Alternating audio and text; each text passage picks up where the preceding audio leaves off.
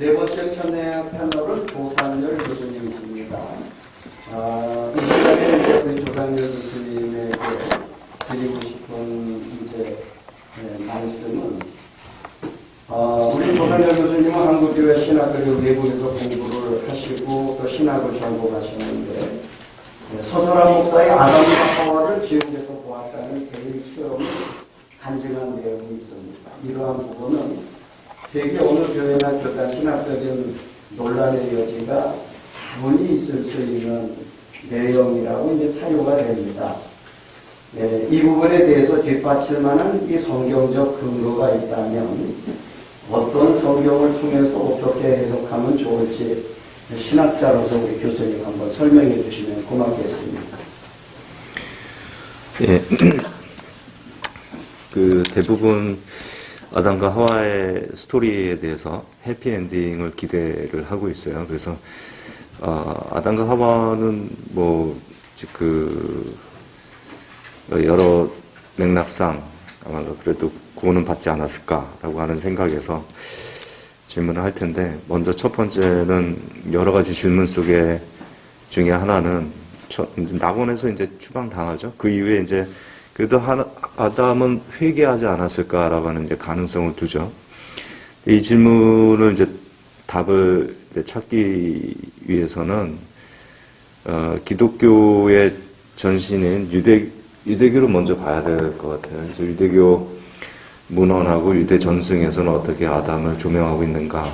그래서 우리가 흔히 얘기하는 중간기, 그러니까 Second Temple Judaic Literature, 그러니까 제2성전 시대의 유대교 문헌, 그 다음에 주 1세기경의 유대교 문헌을 이제 중심으로 훑어봤어요.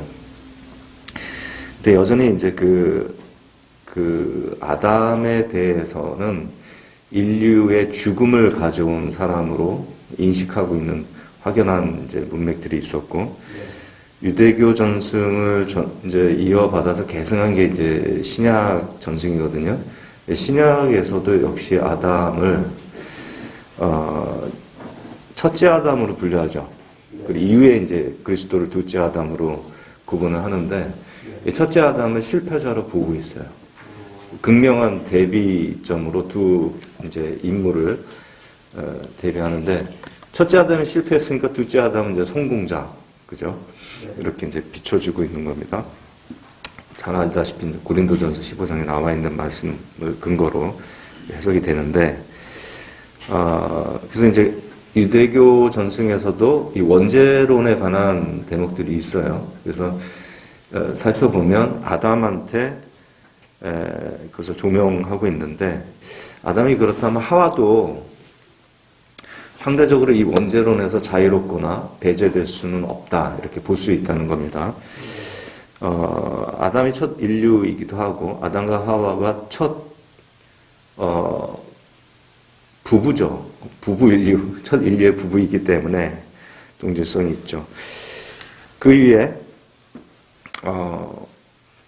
원죄 이후에 이제 이 사람들이 회개하고 다시 하나님을 섬겼을 것이다라고 하는 상상도 유대교 문헌을 살펴보면 확인될 수가 없어요. 다만 이제 외경에 아담이 병이 들어요. 병이 들었을 때 그 낙원에서 있었던 그 기름을 이제 바르면 치유받을 수 있을 것이라고 하는 아담의 소원을 듣고 그의 아들인 셋과 하와가 낙원으로 다시 돌아가는 스토리가 나옵니다.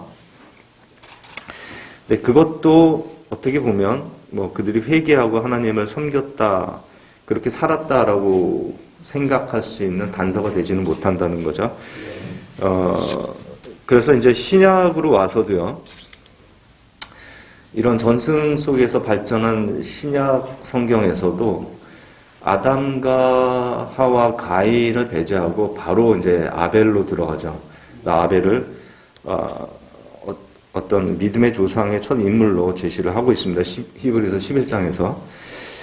그리고 이제 제사를 통해서 구원의 믿음을 아벨만 가지고 있었던 것으로 이제 조명하는 것을, 당시의 모든 이제 구약의 전통 속에서 속죄 개념은요, 인간의 실행을 통해서 성취되는데, 그 실행의 방법이 뭐냐?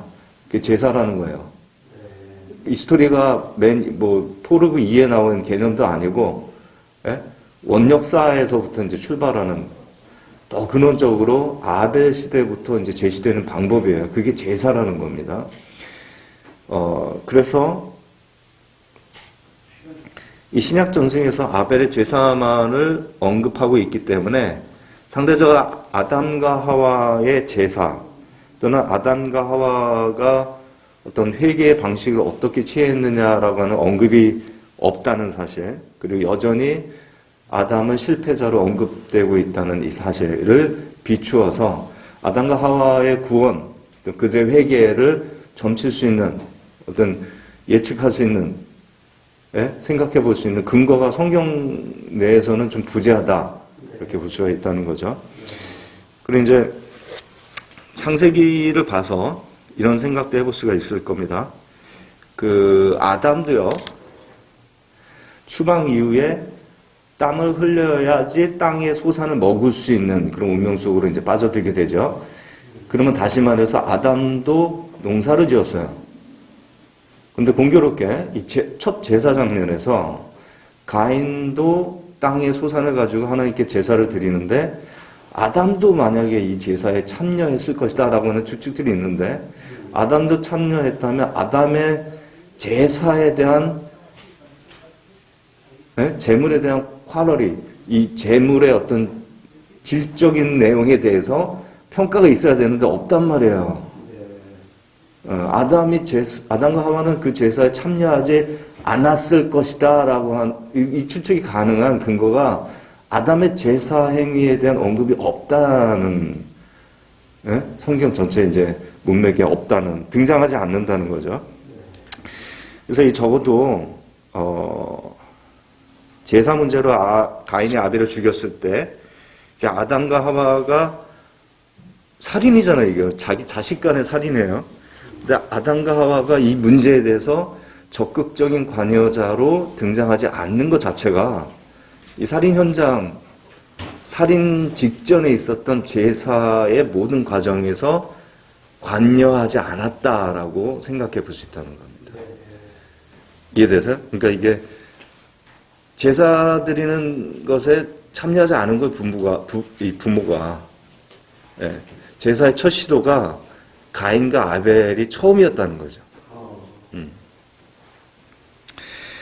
그래서 이 이후에 이렇게 생각해 볼 수가 있어요. 그래도 아담이 이후에 좀 이럴 수가 있는가 생각해서 뭐 제사를 드리지 않았을까라고 생각을 해볼 수가 있겠죠. 만약에 그랬다면 굉장히 이게 드라마틱한 반전이에요. 그죠? 한 인간이 자기 아들을 낳아서 두 아들이 막 자기는 참여하지 않았어. 뭐 누가 했든지 간에 아버지 이제 하나님께 제사를 드려야 됩니다. 뭐 했겠죠. 그런데 거기 싫어 너희들이나 해라 했는데 거기서 살인 사건이 일어났어요. 아들이 죽었어. 엄청나게 충격적인 이 사건의 이 제사를 에서 비롯됐는데 나중에 그 제사를 다시 내가 제사를 드려야지라고 자기 자신의 자세와 마음을 돌이켰다면 이건 굉장한 상처 치유와 뭐 회개와 돌이킴과 굉장히 역전적인 스토리거든요. 맞죠? 근데 이런 반전이 창세기에 없어요.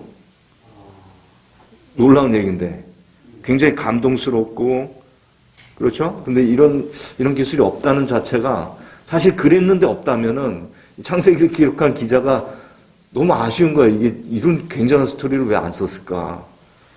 없다는 얘기는 상대적으로 이제 우리가 다시 추론할 수가 있죠. 그런 사실이 없었기 때문에 그렇게 쓸 수밖에 없지 않았을까? 반면에 또 다른 삶을 취한 이 아벨의 삶은요, 신약의 시대에 이르기까지 굉장히 높게 평가됩니다. 그리스도의 예표로까지 제시되고 굉장히 추앙을 받게 되죠. 그래서 이런 것을 통해서 아마 아담과 하와가 적극적으로 제사를 참여하지 않은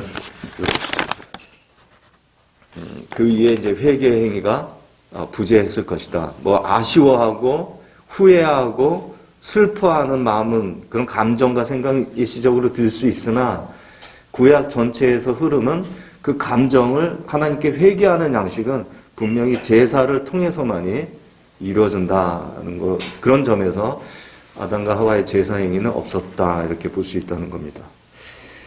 또 하나 이제 생각은 그래도 하와는 이 여자의 후손이라고 하는 약속을 받지 않느냐, 여자의 후손이 뱀의 머리를 상하게 할 것이라고 하는 예언의 말씀을 받았기 때문에 야, 그런 엄청난 예언을 받은 사람이라면 그래도 그 믿음 속에서 구원의 성취가 있지 않았을까 이렇게 생각한다는 거죠. 그래서 이 구절을 좀 제가 사실은 좀 들여다봤어요. 원문을. 논문을 쓰는 과정 속에 사실 이걸 위한 논문은 아니었고 제가 가인의 표라고 하는 책을 쓰다가 연관되는 구절이어서 이제 뭐 저도 전통적인 번역에 이제 익숙했는데 원문을 좀 깊이 들여다봤어요. 그랬더니 되게 재미있었어요. 이 원문이 어떤 게 왜 재밌냐면 이렇게 나옵니다. 하와가 임신해서 가인을 낳았다라고 나와 있어요. 가인을 낳았다. 근데 이 가인 앞에 에트라고 하는 조사가 나옵니다. 에트 카인 이렇게 나와요. 에트 카인. 근데 에트가 두 가지로 번역이 될 수가 있어요. 하나는 전치사죠. 뭐뭐와 함께 가인과 함께 낳았다. 이렇게 말이 안 되죠. 그래서 두 번째 옵션은 이제 목적격 조사로 있는 거예요. 그래서 가인을 낳았다 이렇게 볼 수가 있어요. 을을 뭐뭇을 또는 뭐뭐와 함께 이 둘 중에 하나로 번역이 가능해요. 이 에트가. 근데 재밌는 건 그 다음 구절에 그가 이르되 내가 남자를 낳았다. 그죠? 남자를 얻었다. 그 남자 내가 낳았다. 내가 원어 그대로 이제 뉘앙스를 보면 내가 창조했다. 누구를? 남자를 그리고 주를 아도나이를 야훼를 이렇게 나와요. 근데 야훼라고 하는 이 이름 앞에 아도나이 앞에 에트가 또 나오는 거예요. 이 한 문단에서 에트가 두 번 나와요. 하나는 가인 이름 앞에, 두 번째는 야훼라는 이름 앞에. 이해되세요? 근데 이게 전통적인 번역자들이 힘겨운 거예요. 이게 번역하다 보니까 첫 번째는 그냥 이렇게 해서 가인을 낳았다. 그럼 오케이. 그냥 지나갔어요. 근데 두 번째 번역하려다 보니까 내가 하나님을 낳았다. 야훼를 낳았다. 이렇게 번역해야 되는데 이게 막히는 거죠. 그래서 어떻게 했냐면 그거는 하나님과 함께 낳았다. 의역을 한 거예요. 근데 하나님과 함께 낳았다. 이렇게 해도 이건 문제가 돼요. 그래서 어떻게 번역해? 하나님으로 말미암아 하나님을 통해서 이렇게 의역을 합니다. 여기 문제가 생겨요. 이 에트를 가지고 모모를 통해서 모모로 말미암아 이렇게 번역하는 것이 성경이 다른 데서 그런 용례를 찾아보기가 어려워요. 그렇게 번역된 사례가 있다면 찾아보고 싶죠. 저는 발견하지 못했어요. 그러니까 억지 번역이라는 거, 억지 번역. 예. 이것은요, 저만 생각하는 게 아니라 이미 이 본문을 연구한 좀 소수의 학자들이 이미 다 제기했었던 문제입니다. 그래서 뭐 군켈가 같은 학자도 이거는 목적격으로 보는 게 맞다 이렇게 생각을 해요. 그래서 앞에 가인을 야훼를 낳았다 이렇게 지금 하와가 얘기하고 있는 것으로 봐요. 그래서 이 가인 앞에 나와서 가인과 이 야훼를 동일시 여기기도 합니다. 자, 두 번째 그런 문제, 그런 어떤 단어에 관한 해석의 문제가 나올 수가 있죠. 이게 되게 중요해요. 예를 들어서, 그 다음에 보면 니므롯 나오죠, 성경에. 니므롯도 이제 뭐, 하나님 앞에서 뭐, 용사라 이렇게 표현이 나오죠. 근데 이게 되게 재밌어요. 고대 근동에 니므롯만한 위대한 어떤 군주가 한둘이 아니었거든요. 근데 왜 특이하게 갑자기 니므롯이 나왔을까? 조명되었을까?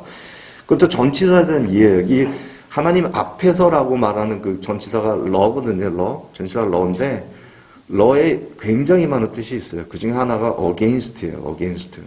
문맥을 잘 보면 하나님을 against 하는 용사다 이렇게도 번역이 가능해요. 하나님을 적대하는 용사다. 이렇게 굉장히 힘이 있는 그런 군주다. 이렇게 번역이 가능해요. 그래서 만약에 어게인스트로 보면 왜 니무롯이 이 맥락에서 나왔는지가 이해가 되는 전체적으로. 똑같은 거 전체서 하나에 대한 이해가 문맥과 내용을 해석하는데 결정적인 역할을 한단 말이죠. 마찬가지로 여기서도 똑같습니다. 이 에트를 어떻게 해석하느냐에 따라서 하와가 지금 어떤 마음에서 이걸 지금 진술하고 있는지가 해석이 가능한 거예요. 근데 하와에 대한 일반적인 개념은 뭐냐? 그래도 하와가 구원받아야지. 해피엔딩에 몰입돼서 본다면 그 해석의 맥락을 찾아낼 수가 없어요. 근데 되게 재밌게 이제 보셨다고 하니까 그걸 통해서 이렇게 스펙트럼을 다시 짜서 보니까 이제 보이기 시작하는 거죠. 그래서 결국은 이제 에트를 보면 하와가 이렇게 얘기하는 겁니다. 내가 가인을 낳았다. 내가 그리고 남자를 낳았다. 내가 여호와 뭐 주라고 번역하는데 주를 낳았다. 이렇게 기술하고 있는 것으로 보면서 전체가 한 사람을 향해 용어로 볼 수가 있는 겁니다. 가인, 이씨라고 말하는 남자, 아도나이 주라고 얘기하는 이 글자, 이게 전체가 한 사람을 지칭하는 그게 누구냐면 자기 아들인 거예요. 그래서 저만 생각한 게 아니에요. 그래서 이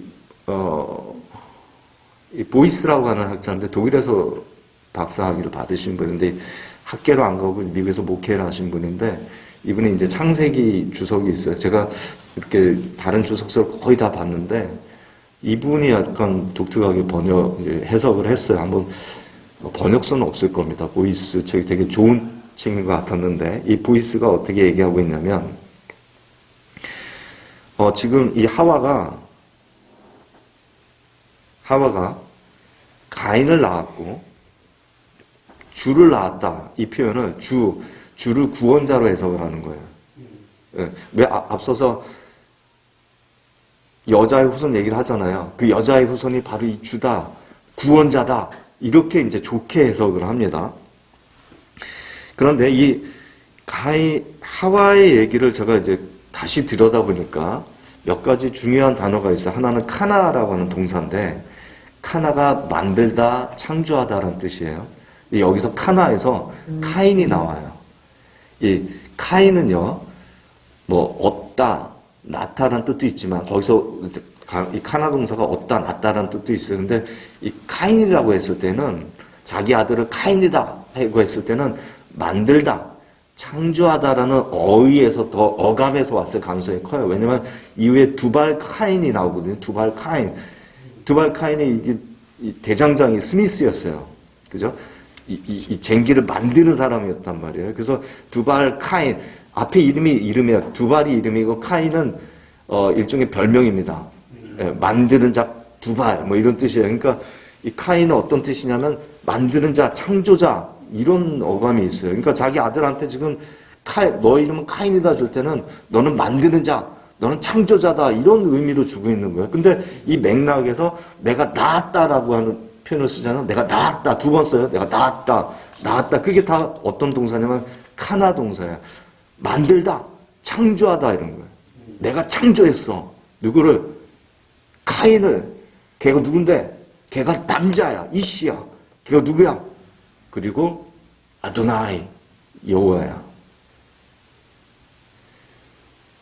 예, 창조라는 맥락 속에서 자기 아들에게 왕권을 주는 거예요. 왕권을.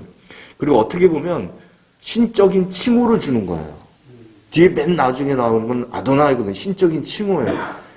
하와가 어떻게 타락했어요? 신성을 탐했단 말이에요. 이거 먹으면 너 눈 밝아져. 하나님과 같이 돼. 그 마음을 타락 이후에 버렸을까 과연? 예. 여전히 있었다면 그 3장 15절에 있었던 여자의 후손에 대한 예언을 들으면서 아들이 진짜 태어났거든. 여기에 칭호와 이름을 주면서 그 바램을 투사하는 거죠.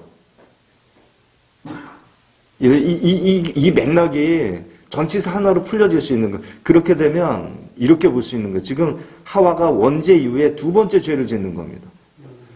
원죄는 원죄고 두 번째 타락을 하고 있는 거예요. 하나님의 약속이, 구원의 약속이 있죠. 그걸 자의적으로 해석해서 걔가 누구다? 여자의 후손. 그게 누구다? 내 아들이다 라고 생각하는 거예요. 이거 보십시오. 3장 15절을 잘 이해를 하셔야 돼요. 여자의 후손이 나오고요. 16절에 누가 나오냐면은 너는 남자를 갈망하나 그는 너를 다스릴지니라. 이런 구절이 나오죠. 맞죠? 이제 15, 16절 이제 연결되는 구절이거든요. 그래서 여기서 보면 여자에게 너는 남자를 갈망하나 그 남자가 누구예요? 그 이씨로 나오거든요. 이씨가 누구예요? 그 바로 앞 구절에 나와 있는 여자의 후손을 얘기하는 그것을 받아서 남자라고 얘기하고 있는 거예요. 그죠? 그 남자를 넌 갈망하나 그 남자는 어떻게 돼? 너를 다스리는 거예요. 이거는 주종 관계가 되는 거예요. 이거를 잘못 해석하면은 부부 관계라고 생각한다는 거죠. 이 옆에 있는 아담을 생각해서 넌 아담의 지배를 받아. 그러니까 너는 여자들이 이제 가족 내에서 남자의 지배를 받는 걸 당연하게 생각하는 어떤 근거 말씀으로 생각하는데 그게 절대 아니라는 거예요. 이게 예언의 말씀인 거예요. 하나님께서 여자의 후손을 얘기하면서 너는 그를 갈망하는, 너는 구원자를 갈망하게 돼 있어. 근데 그 구원자는 결국 너를 다스리고 구원하겠다는 거대한 플랜을 얘기하고 있는 거죠, 지금. 근데 그 남자를 어떻게 받아들여요? 나중에 하와가 이런 얘기를 해요. 내가 남자를 낳았다. 이렇게 얘기하죠. 보통 그렇게 안 해요. 내가 아들을 낳았다. 히브리어로 벤이죠. 내가 벤을 낳았다. 이렇게 표기하는데 벤이라고 얘기하지 않고 내가 이씨를 낳았다. 얘기했는데 그 이씨가 누구냐면 3장 16절에 나오는 너는 이씨를 갈망하나 그 이씨를 받아내고 있다는 거죠. 그래서 이 전체적으로 메시아상이 들어있는 건데 하와는 알고 있었어요. 그죠? 하나님께서 말씀하신 그 예언의 말씀을 받아들였어요.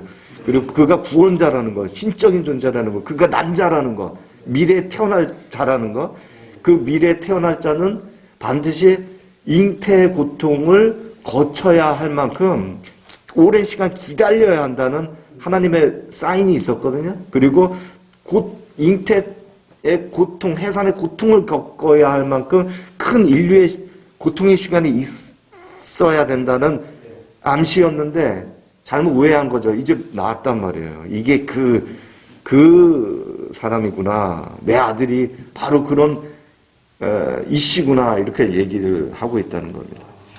근데 이 부분에 대해서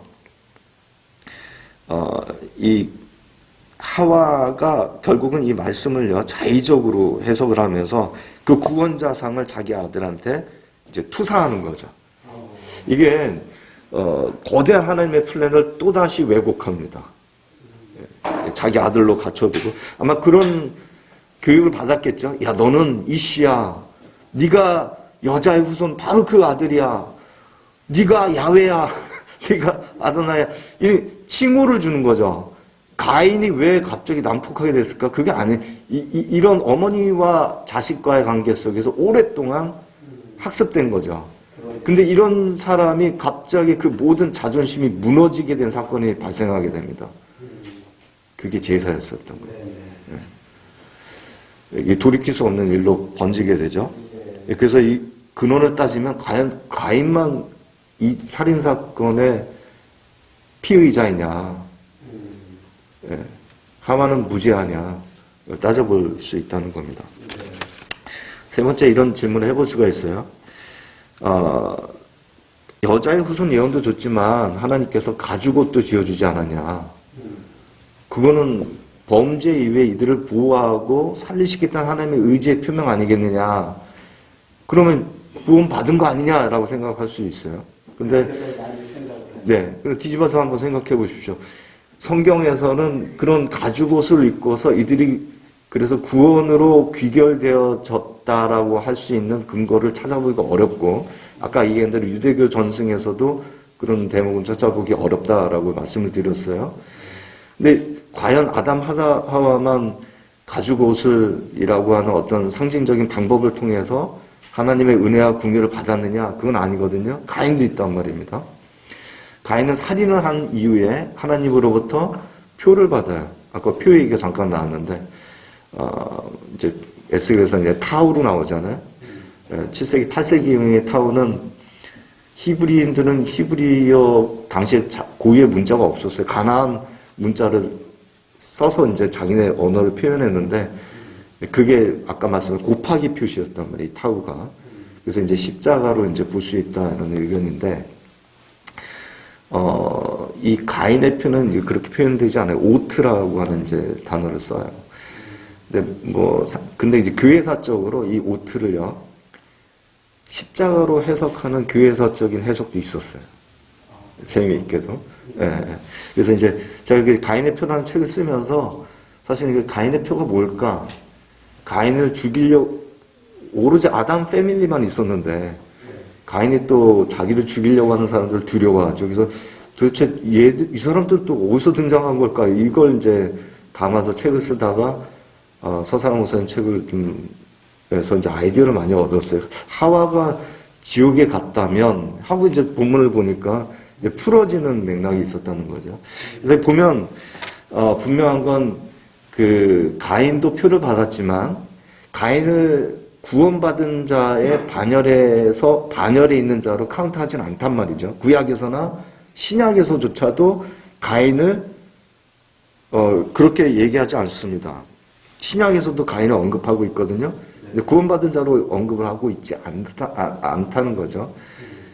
다시 얘기해서 하나님께서 구원의 표를 주시고 가죽옷을 주시고 그들을 너는 반드시 죽으리라 했는데 죽이지 않고 추방시키시고 더 오래 살게 하시고 이게 어떤 그들이 회개하고 하나님께 돌아올 수 있는 또 다른 살 수 있는 방법을 계속 주신 것이지. 그 주신 것은 은혜지. 그 은혜의 방법이 그들의 어떤 구원을 보장하지는 않는다는 거예요. 그래서 여러 가지 맥락상, 이런 은혜를 받았으니까 구원받았을 거야 라고 생각하지만 그것이 아담과 하와의 구원으로 귀결되어질 수 있는 근거가 되기는 어렵다라고 볼 수 있다는 거죠. 이게 되게 어려운 얘기입니다. 좀 원문 얘기도 하고 뭐 단어 얘기도 해서 좀 어려운데 핵심 굉장히 무서운 얘기이기도 해요. 이제 그런 어떤 성경의 어떤 인물도 그렇게 유명한데 어떻게 보면 구원이란 또 무엇일까? 참 어디까지 끌고 가야 될 것인가? 얼마나 큰 죄들을 우리가 다 회개하면서 끝에 이 스토리의 마지막을 우리가 장식해서 구원받을 수 있는 거 이런 굉장한 스토리를 아담과 하와뿐만이 아니라 내게도 적용할 수 있다는 거예요. 그러니까 내 인생의 스토리는 어떻게 귀결되어지는 이거 굉장히 긴장하고 고민하고 이거 살 떨리는 마음으로 이렇게 들을 수 있는 스토리가 아담 하와에 관한 이야기가 되지 않을까 생각이 듭니다. 그래서 좀 말씀을 좀 길게 드렸는데 아담 하와가 지옥에 가 있다. 성경에 그런 구절이 어디 있어요라고 한다면 편하게 여기 있다라고 지목하기는 좀 어려우나 성경 원문을 가지고 재조명해서 새로운 해석을 우리가 찾아낼 수는 있다라는 말씀을 드릴 수는 있겠습니다. 우리 교수님, 사실은 이 아담 하와 이야기는 창세기에서 처음 나오고서 잘 들어보지 못하고 난해한 성경 구절인 것은 사실이죠. 또 우리가 천국 지옥까지 사실은 깊이 생각하고 또 설교하거나 이렇게 많이 안 하시는 부분인데 우리 조상열 교수님께서 또 이런 것을 연구하시면서 또 책을 내시면서 아담과 하와에 대하여 또 유대교 전설까지 깊이 연구하시면서 다양한 근거를 해석해 주셔서 대단히 감사합니다.